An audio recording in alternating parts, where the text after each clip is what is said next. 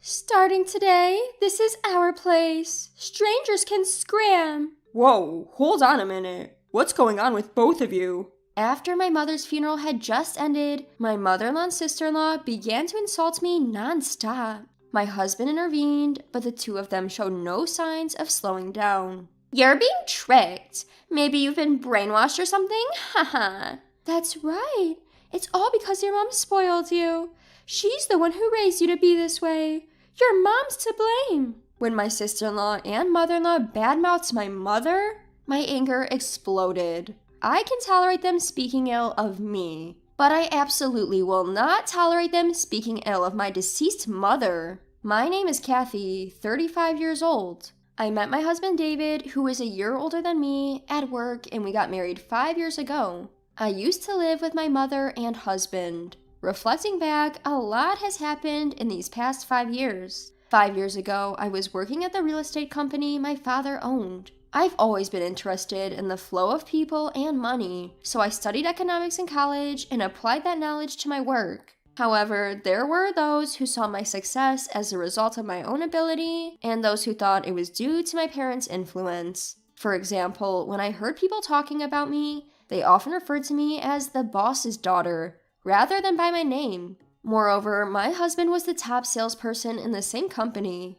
It seems that he was popular with many women, and I received nasty glances from various people. Of course, I don't think that all of my work success is due to my own efforts. I believe it's all thanks to the cooperation of those around me. But I couldn't help but feel frustrated at being labeled as the boss's daughter. While I was living these frustrating days, my father passed away. My brother took over as president, and the harsh stares towards me became even more severe. You must have screwed up. That's why your brother's now the president. Now we'll have to call you the president's sister, right? Haha. Normally, I might just feel frustrated, but at that time, I had just lost my real father. Those words were hard to take for me, who was mentally worn out. After my father's funeral, a single thought crossed my mind. What do I really want to do? Even if I tried to keep going in this situation, something inspirational was missing. As I thought about it, I found myself saying, I want to be an investor in front of my husband. David, rather than rejecting my outrageous proposal, supported me. When I told my mom that I wanted to quit my job and become an investor, she laughed and said, You didn't have to worry about your father. You should have done what you loved from the start. Despite my father's recent death, this might seem outrageous. Before talking to my mother, I was always thinking about the negatives. But looking at my mother smile, I began to feel that the opinions of others didn't matter. While dealing with the funeral, settling the estate, moving, and other busy tasks, I started as an investor. Of course, not everything went smoothly from the beginning, but my calm and cheerful husband and mother encouraged me every step of the way. Thanks to both of them, the investments I started with my savings and my father's inheritance went well. After a few years, my income had significantly increased compared to when I was working at the company. On the one hand, I was living a fulfilling life, but on the other hand, there were two people who were a big concern. My mother-in-law and sister-in-law. My sister-in-law is 3 years older than my husband, 4 years older than me, and she's still unmarried. From the time that David and I decided to get married, I got the feeling she wasn't particularly pleased. Even my mother-in-law seemed to think that I was just a rich little daddy's girl, despite the fact that I was working at the same level as any other employee, even though my father was the CEO. Every time I went to my in-laws, she'd make snide comments when my husband or father-in-law weren't around. Being a pampered princess, I bet you can't do housework worth a dime. It's a woman's job to do the chores. Please don't make David do it. Mother-in-law, my own mother taught me a lot, so I can handle things on my own. But since I'm also working, David and I help each other out. It was his idea, actually. But there was no way my mother-in-law would accept that. Even my sister-in-law was often aggravated in my presence, saying things like, It's absurd that a woman who makes her husband do housework can get married. My relationship with my mother-in-law and sister-in-law only got worse when my father-in-law passed away. It must be nice, huh? Living off David's money and slacking off at home? I have to put up with so much because my husband's gone. Why is it that you get to live so freely, Kathy? Mother-in-law, as I've told you before, I make a living as an investor. I'm not slacking off at all. In fact, I have less free time than when I was working a regular job. If you're really making a living, at least give me an allowance. You can't even have kids. You're really a good-for-nothing wife. With the death of my father-in-law, my mother-in-law became more fixated on money. She seemed to resent the fact that I, whom she considered a shut-in, didn't seem to be in financial distress, despite the fact that I had become less active outside the home as I continued my work as an investor. But that didn't mean I was thinking of giving my mother-in-law money. She claimed to be putting up with a lot, but every time I went to the in-laws, there were more and more luxury items. It was clear where the money would go if I gave it to her. I loved David, who didn't doubt people and didn't do anything to be doubted himself, so I had decided not to tell him about my in-laws. There was one time, however, that I confided in my own mother. Why can't I have children? The uncertainty looming as I approached 35 and the constant questions from my mother-in-law about, when will you have a baby, got to me. Her words calling me good for nothing wouldn't leave my mind, and I ended up letting it out. But my mother just looked puzzled at my outburst. Well, I had you when I was 35, so it's okay.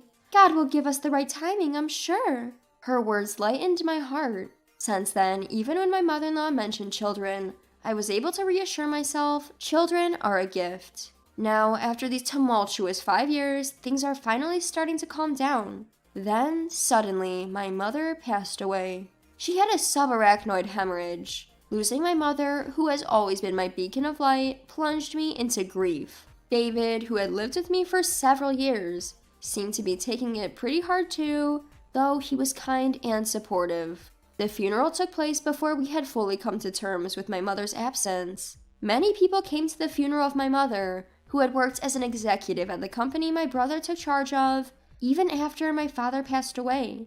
Among them were my mother-in-law and sister-in-law. It seemed they had timed it for when David was away from his seat. There's no need for condolences, right? Without even offering condolences, they started signing the register. I was simply dumbfounded at the insensitivity of my in-laws. And yet, when David returned, my in-laws changed their demeanor in an instant. You may be going through a tough time, but Kathy's shock is probably greater.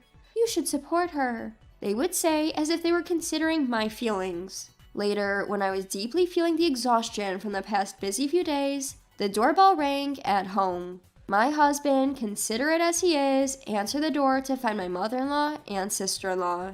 Due to David's kind nature, he thought they must have come to cheer me up. David invited the two in without any hesitation. As my mother-in-law and sister-in-law entered the living room, they glanced at me and drew an unpleasant curve on their mouths. And then they uttered words beyond my expectation. From today, this is our home. Outsiders should leave. Mom? David exclaimed in surprise. But my mother-in-law didn't stop talking. Until now, we've put up with you because your mom was here. But now, only unemployed Kathy is left. If you are parasitized by such a woman, you will be ruined. We'll live together with you, so you should divorce Kathy. What are you saying, Mom? At a time like this? And what do you mean by unemployed? I've told you many times that Kathy is an investor. When you say investor, it sounds like she has a proper job. But essentially, isn't she just playing around, buying and selling stocks? I wonder how such a woman can be a wife. You can find a much better wife. Hold on a minute. What do you mean by bad-mouthing Kathy? What do you two intend to say? Kathy earns her own money. Don't call it playing around. You're being fooled. You've been together with Kathy's mother all the time. Haven't you been brainwashed? Haha. That's right. Kathy has become like this because her mom spoiled her. I understand why David wants to defend Kathy. After all, it's her mom's fault for raising Kathy like this. When my sister-in-law and mother-in-law badmouthed my mom, my anger, which had been lethargic until a moment ago, exploded. I can bear with them badmouthing me, but I will never tolerate them badmouthing my mom. Stop speaking ill of my deceased mother. I expressed my anger to its full extent and glared at my mother-in-law and sister-in-law. However, both of them were grinning, showing no signs of fear. Okay, I get it. You don't like us speaking ill of your mom, huh? Haha. Now that the mom who has always sided with you and let you be a shut-in is gone, it must be hard for you to hear the truth. I looked down to see my clenched fist trembling. In order to suppress my own outburst, I took a deep breath. And just as I was about to retort, David, not me, was the one who spoke first. Enough is enough, Mom. Don't speak ill of Kathy or my mother-in-law. Kathy is not a shut-in. She's a bona fide investor. My mother-in-law and I have been cheering for Kathy's efforts all along. If Kathy was just playing around, neither my mother-in-law nor I would have allowed it. Even my mother-in-law and sister-in-law, and certainly I, couldn't hide our surprise at the usually calm David's low voice. As for my mother-in-law, she seemed unable to digest the situation and began to hastily make excuses. Don't be so angry. Even so, the life Kathy led so far was possible because of your earnings, right? Didn't you let her live a privileged life to the point of buying such a high-rise condo? Poor David. If you live with us, we'll do all the housework. Just give us a small allowance, that's all we need. The rest is... Don't you know, Mom? David interrupted my mother-in-law's words, speaking in a flustered voice. This apartment is Kathy's. What? At David's words, my mother-in-law let out an absurd cry. Unable to hide her surprise, she started to fact-check with her eyes wide open. This apartment is Kathy's? Didn't you buy it? When did I ever say that? This apartment is a legacy from my father-in-law, and Kathy got it. That's why the title, of course, is Kathy's. Plus, we split the living expenses evenly. I don't know what you guys are thinking, but Kathy earns more than I do. What? Not only my mother-in-law, but even my sister-in-law were surprised by David's confession. No wonder. They couldn't have imagined that I was earning more than David. My mother-in-law lost her momentum at David's words and became like a corpse. Taking over for my defeated mother-in-law, my sister-in-law opened her mouth. That can't be. Investors make that much.